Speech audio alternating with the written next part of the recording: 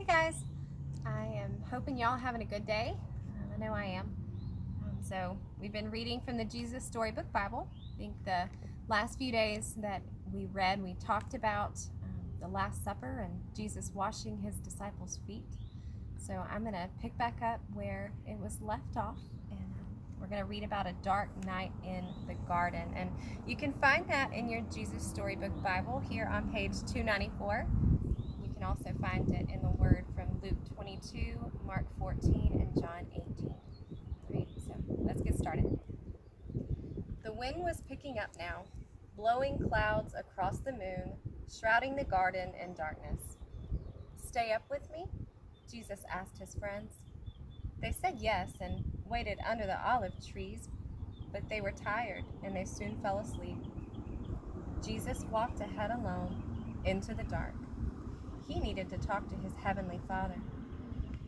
He knew it was time for him to die. They had planned it long ago, he and his Father. Jesus was going to take the punishment for all the wrong things anybody had ever done or ever would do. "Papa, Father," Jesus cried, and he fell to the ground.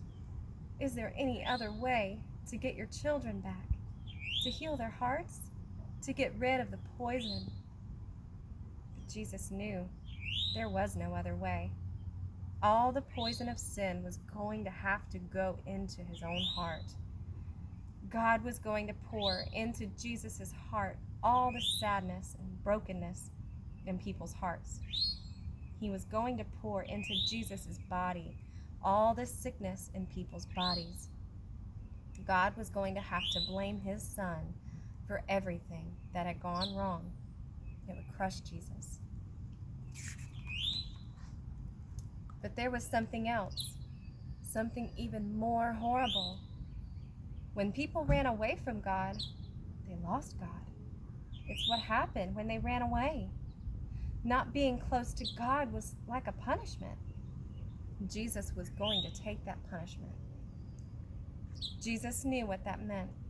He was going to lose his Father, and that, Jesus knew, would break his heart in two. Violent sobs shook Jesus' whole body. Then Jesus was quiet, like a lamb. "I trust you, Papa," he said. "Whatever you say, I will do." Suddenly, through the trees, a glitter of starlight flashed off steel. Into the quiet garden came whispers, muffled voices clanking metal, and the sound of boots marching. Jesus stood up.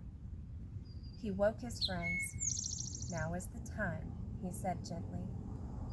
"Everything that was written about me, what God has been telling his people all through the long years, it's all coming true." And into the night, with burning torches and lanterns, with swords and clubs and armor, they came, an army of soldiers. Judas led them straight to Jesus so they could arrest him, and Jesus was waiting for them. Peter leapt up, took a sword, and he tried to defend Jesus. He sliced off a guard's ear, but Jesus immediately touched the guard and healed him. "Peter," he said, "this is not the way." Peter didn't realize that no army, no matter how big, could ever arrest Jesus, not unless Jesus let them. Then Jesus, who had never done anything except love people, was arrested as if he were a criminal. Jesus' friends were afraid, so they ran away and they hid in the dark shadows. The guards marched Jesus off and took him to the leaders. The leaders put Jesus on trial. "Are you the Son of God?" they asked. "I am," Jesus said. "Who do you think you are to call yourself God? You must die for calling yourself the Son of God." Only the Romans were allowed to kill prisoners, so the leaders made a big plan. "We'll tell the Romans, this man wants to be our king, and then they will crucify him." But it would be all right. It was God's plan. It was for this reason I was born into the world, Jesus said. And that's it. We will pick back up tomorrow night. Bye, guys. Have a good